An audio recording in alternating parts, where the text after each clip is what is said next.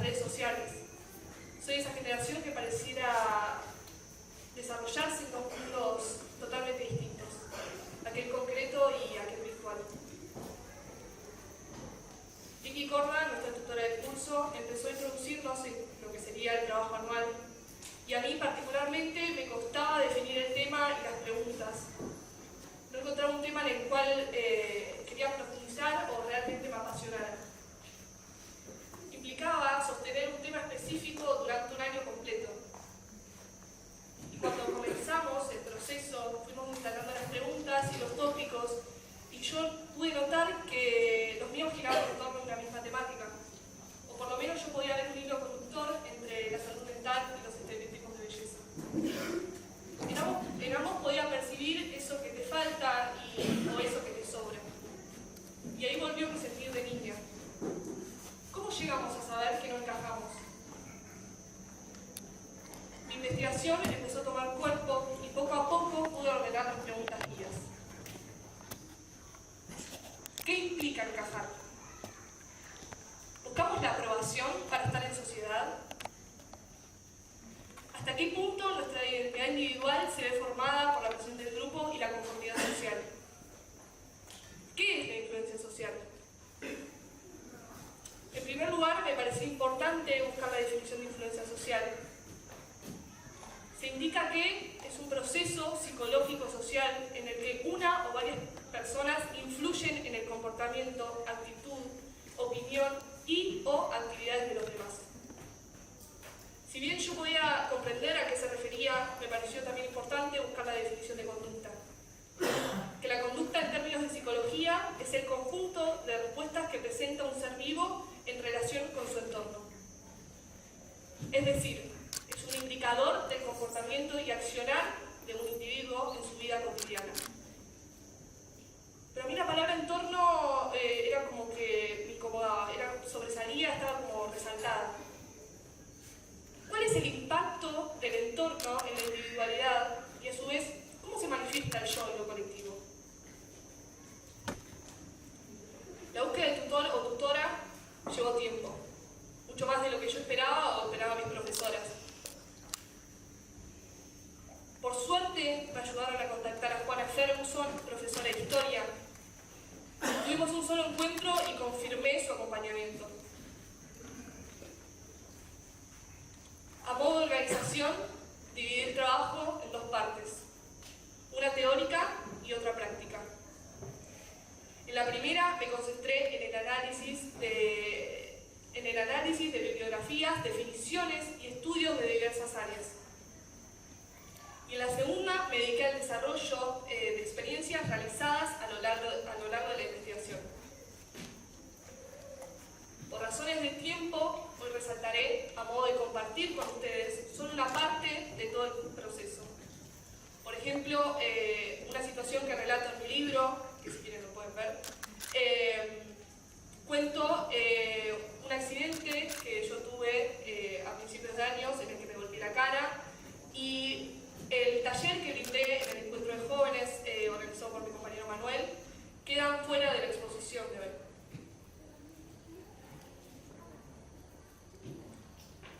Voy a contarles ahora algunos fragmentos de las entrevistas realizadas con 3 psicólogos con quienes dialogué a través de distintas modalidades: virtual, presencial y audios.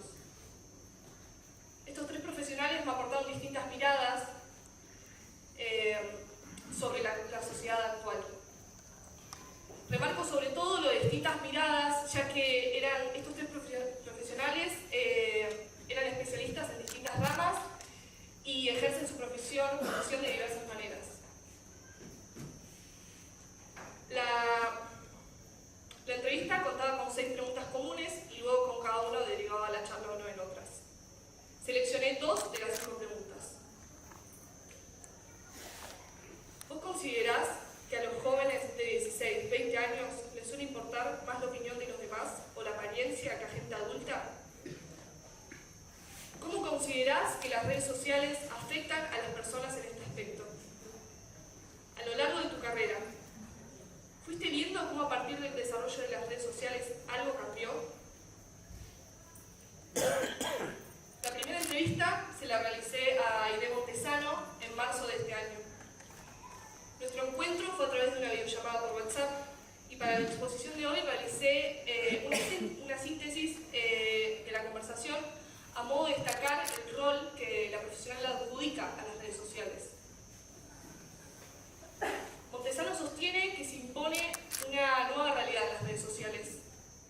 De cierta manera, es más atrapante la virtual a la realidad cotidiana. Incluso a veces pueden observarse que las normas o las reglas de convivencia son totalmente diferentes en cada uno.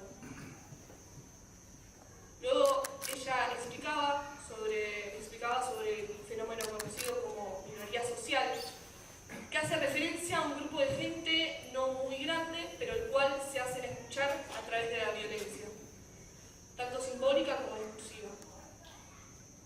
Respecto a esto, ella afirma que tienden a crear microclimas que generan la ilusión de que eso es lo que está pasando en todos lados. Estos microclimas tienden a percibirse como sensaciones, y así ella concluye que se logra modificar el registro de la realidad. El vínculo entre la realidad concreta y la percepción de la sociedad sobre sí misma se modificó sustancialmente. Los ritmos de transformación se aceleran cada vez más y con ello la distinción entre la realidad virtual y concreta se hace cada vez más difusa.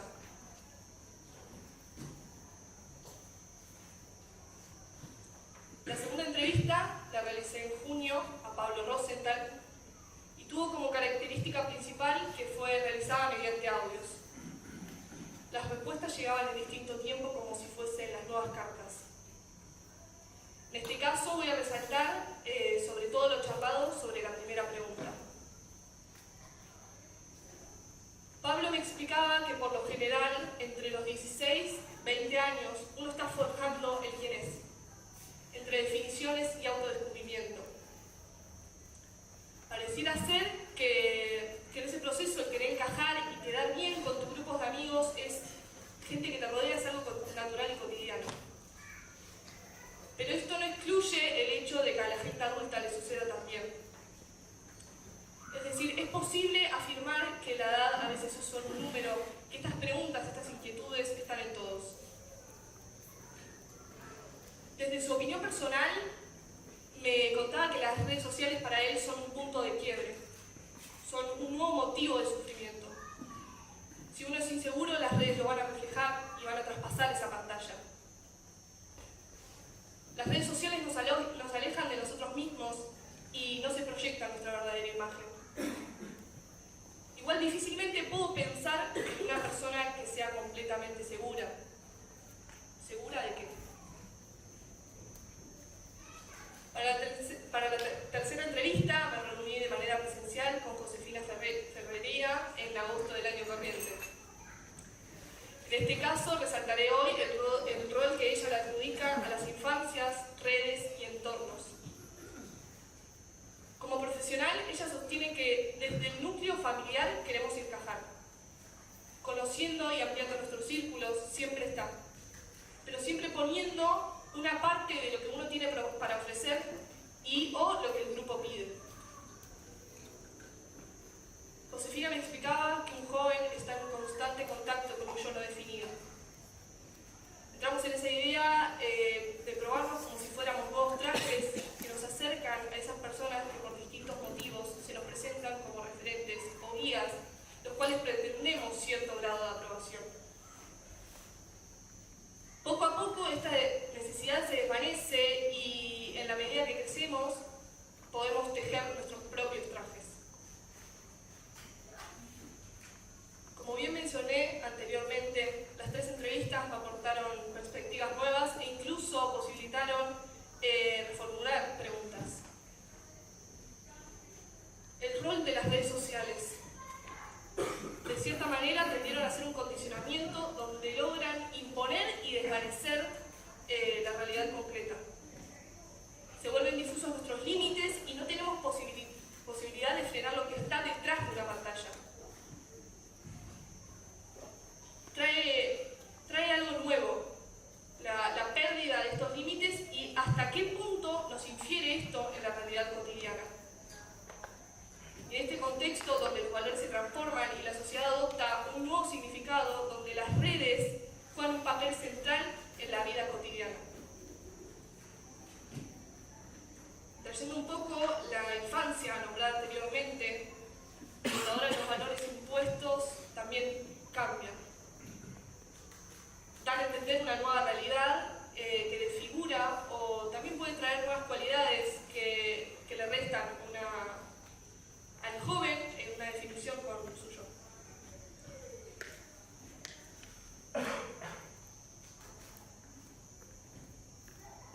Pensando cuál podría ser el pie de inicio sobre mi trabajo, se nos ocurrió con mi coordinadora Luciana hacer una encuesta, ya que a partir de eso comenzamos a centrar un poco más el tema. La encuesta la pensamos por el lado de la influencia social, título de la encuesta, que consistía con 6 preguntas con diferentes definiciones y pensamientos, orientadas tanto en un aspecto individual como grupal. La encuesta la preparé en noviembre de 2023 y la envié en febrero de 2024. Tuve en total 49 respuestas y de ese total 30 eran mujeres y 17 hombres. La verdad que la encuesta me dio bastante en qué pensar. Pude llegar a comprender un poco más el tema profundamente a partir de estas preguntas. Logré notar que la mayoría de la gente respondió a esta pregunta que yo me hacía al principio, al escribir esta encuesta. ¿Realmente es tan importante la aprobación social? Me sorprendí con algunas respuestas de jóvenes de menor edad, ya que suponía que era algo más fuerte en algún sentido para ellos. Pero me llegaron respuestas de cierta edad mayor y logré notar que la edad este punto no define, como mencionaba anteriormente Pablo en la entrevista, porque podemos nunca encontrar esta supuesta aprobación. Pero, ¿por qué pasa esto? Yo creo que es como realmente vos te plantás ante los demás y qué imagen querés dar. ¿Hasta qué punto realmente nos llegamos a sincerar con este tipo de preguntas? Pienso también que de este tipo de preguntas no se suelen hablar mucho. Siento que es algo un poco más reservado. Nos sentimos vulnerables en cierto sentido al responder estas preguntas porque nos hacen llevar a esas situaciones en las cuales sentimos esa presión y esa necesidad de conformidad con un otro. Esta vulnerabilidad nos lleva a estar más susceptibles en el encuentro con un otro e ir en contra de nuestros valores y nuestros principios por el simple hecho de querer pertenecer en un grupo social. Me permito dudar sobre estas respuestas, como también dudo yo misma sobre mis propias respuestas. Me permito dudar siempre, porque logré ver de alguna manera que la gente respondía como si de alguna manera quisiera sacárselo de encima. No sé si era porque la encuesta no llegaba a tal punto en el cual te tomase el tiempo de reflexionar o si el tema es difícil de abordar. Yo esperaba realmente un poco más de dedicación del tiempo de la gente y mayor conexión concretamente con la encuesta, pero esto no se pudo dar así. Y eso también me dio un pie para ver que tampoco nos están importando estos temas en la actualidad, o la poca importancia que le damos en ciertos aspectos. Hay algo un poco impuesto de no traerse a lo cotidiano, la pregunta de que si realmente estamos cómodos donde estamos, o que solo pretendemos que al no hablarlo este tema puede desaparecer. O llenar las redes sociales para tapar cómo está todo el alrededor. Y yo solo me pregunto por qué escondemos esto. A modo de acercarnos a finalizar la exposición de hoy, les compartiré la experiencia que denominamos anagramas. Con Luciana, quien me acompañó en mi trabajo como coordinadora, se nos ocurrió realizar una experiencia social a modo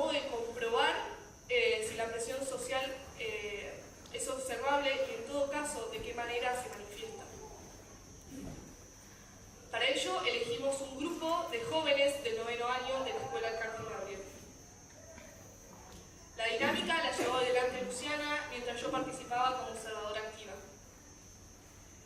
El ejercicio era muy sencillo y necesitaba de dos condiciones fundamentales. La primera, que los estudiantes no supiesen que eran parte de esta experiencia, y la segunda, que ninguno de los dos grupos supiera qué palabras tenía el otro. La consigna era armar 3 anagramas de 3 palabras diferentes de manera individual. Y cada vez que finalizaban una palabra, deberían alzar la mano para indicar que habían terminado. Los anagramas son palabras las cuales no pueden organizar las letras que la componen y formar otra nueva palabra. Se utilizan todas las letras originales. Luego de dar la consigna, con Luciana repartimos los papeles que contenía el conjunto de palabras y se dio inicio a su resolución. Sin embargo, lo que los estudiantes no sabían es que habíamos dividido el aula en dos: el grupo A y el grupo B. Como indica la diapositiva, solo compartían la última palabra. El resto era diferente. Y de hecho, el grupo B había recibido un conjunto de palabras que, salvo la última, no podía resolverse. En síntesis, un lado podría resolver sin muchos inconvenientes la consigna entregada, pero todo el otro sector se encontraría verdaderamente ante un desafío, o más bien una farsa. Al terminar de explicar la consigna, surgieron algunas preguntas. El primero que termina: ¿qué gana? ¿Todos tenemos la misma palabra? ¿Quién gana? Luciana dio el ok para que comiencen. Y del lado A comienzan instantáneamente a levantar la mano. Y del lado B empezaba a notarse cierta presión. Posaban la vista en su hoja y se rendían. Lo que nos llamó mucho la atención fue que, a pesar de que coincidían en la última palabra, los del grupo A terminaron notoriamente antes. Al terminar todas las palabras, pusieron en común el cómo se sintieron al realizar este juego. Hubo un silencio incómodo. Del lado B compartieron que el tiempo les había resultado muy poco y, al ver al otro lado hacer todas las palabras rápidamente, se sintieron frustrados. Se les bloqueaba la mente al no poder hacer las primeras. Y por eso fue que sucedió que el lado A pudo terminar antes, a pesar de que coincidían en la tercera palabra. Al explicar lo que había sucedido y aclarar de que lo que habían hecho no era solo un juego, sino una experiencia, motivó a que un estudiante preguntara si eso se aplicaba también en la vida cotidiana. ¿Y cómo se puede cambiar? ¿Y si no tiene confianza en uno mismo? Esta experiencia en el aula con los jóvenes me permitió valorar profundamente la presión que sentían al enfrentarse ante este desafío. Su silencio y la reflexión posterior evidenciaron el miedo de sentirse diferentes. Sin embargo, me parece importante mencionar que esta experiencia les ayudó a reconocer y comprender cómo el entorno influye en la percepción de sí mismos. Esto los llevó a pensar y observar algo más profundamente que pasa en lo cotidiano. Para traerme una experiencia más personal, Juana, mi tutora, me propuso la idea de hacer 3 autorretratos, que consisten en representar tu propia imagen a través de un dibujo. Esta idea a mí me parecía que no tenía sentido y no le encontraba una explicación a la idea y el sentido de dibujarla a mí misma. Pero igualmente lo hice. Para iniciar partimos de hacer 3 diferentes dibujos en 3 diferentes días y momentos. El primer día me senté frente a un espejo y en una hoja en blanco comencé a dibujarme. Lo primero que miré e intenté hacer fueron los bordes de mi cara. Pero me fue muy difícil porque no tenía ni idea del orden. Y al terminar no pude verme en este dibujo, lo cual me pareció muy raro de asimilar. Para el día siguiente me senté frente al mismo espejo y comencé con la forma de mi cara. Pero me fue más imposible de verme.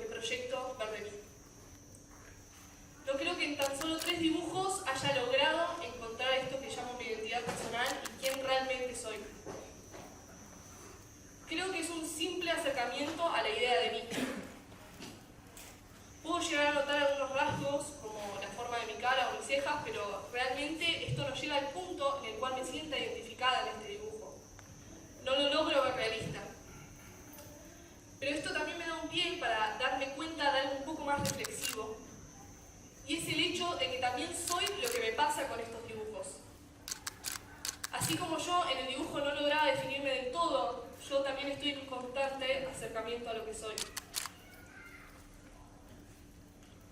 Logro ver, luego de mucho tiempo, que mis autorretratos van más allá del que yo no sepa dibujar. A mí los dibujos no terminaron de cerrarme porque yo no lograba desde mí encontrarme. Puedo ver que no me quedaba conforme con el resultado porque yo estaba en una negación con mi imagen. Porque no me paraba frente al espejo y me veía bien o segura. Puedo notar que a lo largo de estos 3 dibujos mi mirada desde el primer día al último cambió. De alguna manera yo tenía impuesto una mirada ajena que no podía hacer que yo centre mis rasgos. Y siento como desde el primero al tercero, de alguna manera pude limpiar un poco esto y así pude centrar un poco más mis rasgos.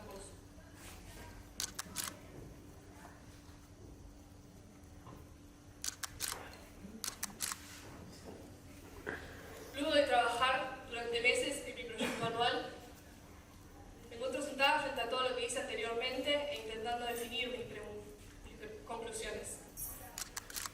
Sin embargo, me doy cuenta que estoy en un lugar donde abrí más puertas de las que cerré. Es decir, tengo más preguntas que respuestas. Mi trabajo implicó mucho esfuerzo en formular preguntas y poder también llevarlas a experiencia, porque estas preguntas eran sensaciones y llevarlas al lenguaje y poder representarlas como algo concreto fue un duro trabajo.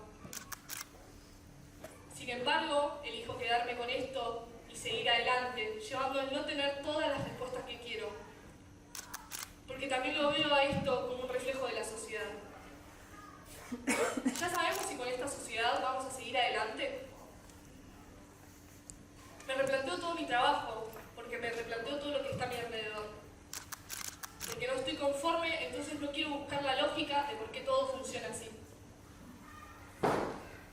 En una charla delirante con mi tutora, que se transformó en el título de mi trabajo, creo que salió la pregunta más esencial que me hago en este momento. ¿En dónde queremos encajar? Esta pregunta me hace dudar de todo lo que yo vi anteriormente, porque la encuentro tan cierta. ¿A dónde estamos buscando encajar?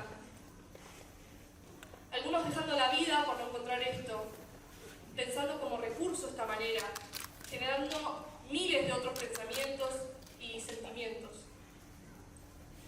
¿A quién estamos esperando para que nos diga cómo nos tenemos que mover y quién está aceptado en esta sociedad? ¿Dónde está nuestra libertad como individuo? Vivimos en un constante murmullo de gente, personas. Pero, ¿estamos perdiendo nuestro yo? Porque pareciera que se está perdiendo lo individual en la mezcla de una aceptación con un todos. Volviendo a pensar mis preguntas iniciales, las que me abrieron este camino, ¿qué implica encajar? ¿Alguien sabe? Porque pareciera que todavía no se encontró ese juego en el cual se expliquen las instrucciones de cómo nos tenemos que mover y quién está aceptado y aprobado por esta sociedad. ¿Hay alguien que realmente encaje? Pareciera que no. Y a lo largo de este camino, llevándome estas reflexiones de distintas miradas y áreas, confirmo el hecho de que el rompecabezas entre nosotros, de nosotros y la sociedad, nunca va a estar terminado. ¿Buscamos la aprobación para estar en sociedad? ¿Hasta qué punto vamos a seguir viendo todo lo que se genera y no hacer nada? ¿A qué costo? ¿A qué costo se va a seguir formando esta presión, esta ansiedad, esta frustración, tristeza, incomodidad cada vez que se nos presente este tema? ¿Vamos a seguir bajando la mirada y no decir nada? Traje a mi trabajo algo tan personal porque a mí desde chica siempre me fue difícil hablarlo. Era una niña muy tímida y tenía muy pocos amigos, porque realmente me daba mucha vergüenza abrirme o hablar con alguien. Esta timidez me acompañó todo mi primario y ya los últimos años me logré soltar y tener amigas que realmente me aceptaron como era. Aunque sentía que mi opinión valía menos o que me trataban de menos. Era muy insegura, por eso me callaba todas las opiniones. Porque a mí en ese momento lo único que me importaba era encajar con esas chicas, ser como ellas eran. Porque sabía que si era así, no había manera de que no me aceptaran.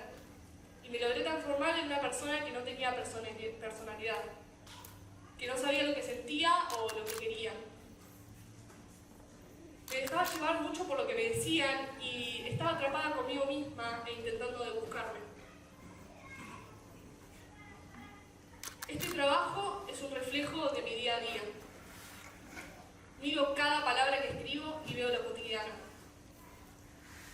Cuando empecé este trabajo no podía pararme al frente y decir lo que iba a representar el trabajo anual.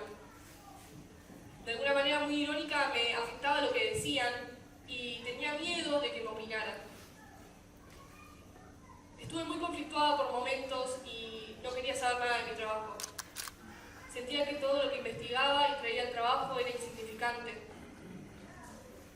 Pero mientras esto iba sucediendo, una mirada fue cambiando en mí. La observación de la gente. Mi confianza en mi propia observación. Al empezar a investigar y analizar los comportamientos para poder traer al trabajo, todo esto se empezó a aplicar en lo cotidiano. Y hay algo de este trabajo que me trajo una seguridad y una libertad de expresar lo que soy que nunca antes lo había tenido.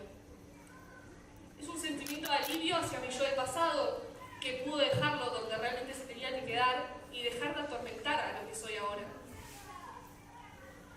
Me parece importante compartir este proceso porque a lo largo de este año me enfermé 1000 veces. Siempre con algo nuevo. Cada semana con algo diferente sin razón. Me frustraba mucho y quería entender por qué yo estaba así.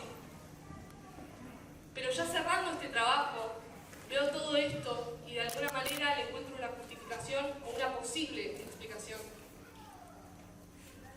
Tenía en mi cuerpo cosas acumuladas que no podía hacer ni decir. Mi cuerpo seguía reteniendo mis pensamientos del pasado. Estaban pegados a mi piel. Y el trabajo me permitió dejar y poner en movimiento esto. Poder darle un cauce. Y para mi artística, quería traer algo que representase los comentarios del mundo pegado en nuestra piel.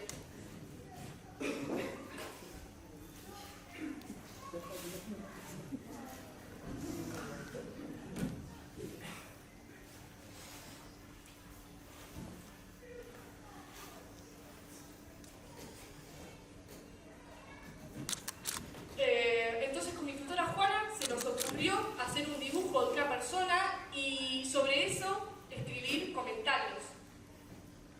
Pero nos dimos cuenta que con un maniquí todo iba a cobrar un poco más de sentido. Así que hoy quiero compartirles comentarios negativos sobre nuestro cuerpo, nuestro sentir y nuestro pensar. Aclaro que lo busqué a partir de las redes sociales y con esto quería mostrar un poco de lo que se vive día a día en las redes sociales.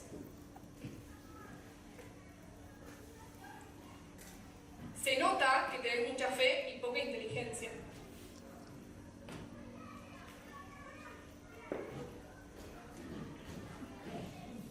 Tus pensamientos son tan superficiales como vos.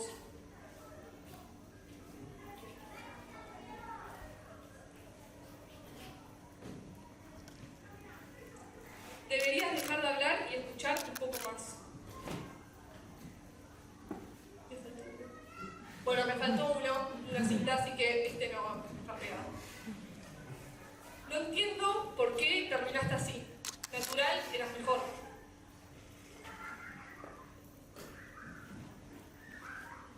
Misión, panza chata.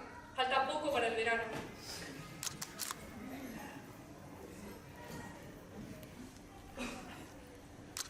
Deja de mostrarte en las redes, abrí un OnlyFans.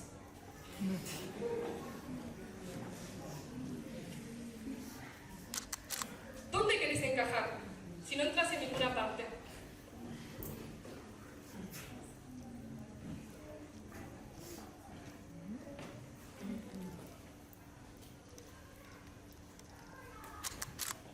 parte de los agradecimientos. No tengo muchas palabras para agradecer a las personas que me acompañaron este año, porque con algunas palabras no termino de expresar todo. Principalmente a Juana, mi tutora, quien me acompañó en cada momento de este proceso y siempre estuvo ahí para mí, para tranquilizarme y guiarme en cada paso. No me alcanzan las palabras para decirle todo.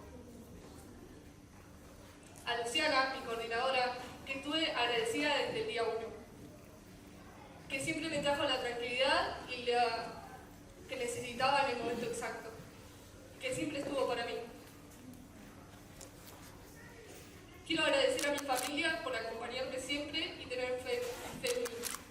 Siempre les estaré eternamente agradecida. Muchas gracias.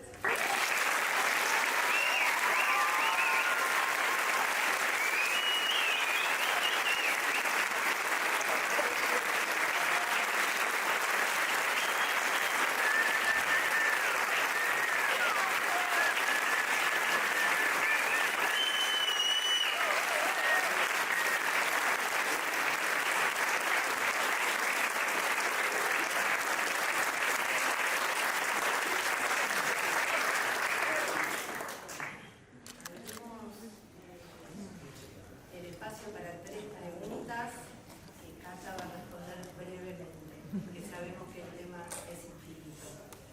¿Alguien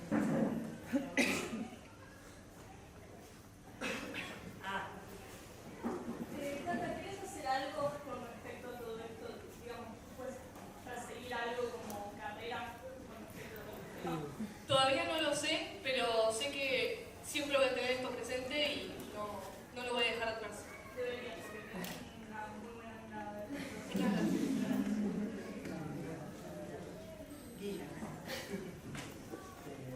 Cuando hablabas, Cata, me acordé de una frase de un chico. Más alto, Una Carlos Putin que dice: todos nacen como originales, pero muchos mueren con las fotocopias. Me encantó todo lo que dijiste. Me llamó mucho la atención que vos decías que terminás el recorrido con más preguntas que las preguntas con las que empezaste. ¿Eso qué te resuena? ¿Te resuena como que hiciste un camino o que fuiste para atrás? ¿Tenés más preguntas ahora que antes? No, me parece que ¿Son amigas o no? Me parece que es un camino muy extenso, muy largo. Siento que tener más preguntas que respuestas es como la conclusión de mi trabajo y estoy muy conforme con eso porque, como lo digo, o sea, me parece genial el no tener todas las respuestas sobre todo lo que está pasando porque no está, para mí, no está funcionando bien esta sociedad, entonces yo no me voy a quedar con una respuesta, una definición de algo que puede pasar. Última pregunta, Pablo. Cata, felicitaciones y muchísimas Te amo, Cata, te amo. La abuela. Perdón, Pablo. Eso pasa cuando vienen las abuelas. Es un regalo, la valentía, el coraje con el que contaste todo tu proceso es un regalo para nosotros. Quiero preguntarte si este proceso a vos te llevó a hacer un cambio personal de actitud respecto de tu relación con las redes sociales. ¿Sobre las redes sociales? Sí.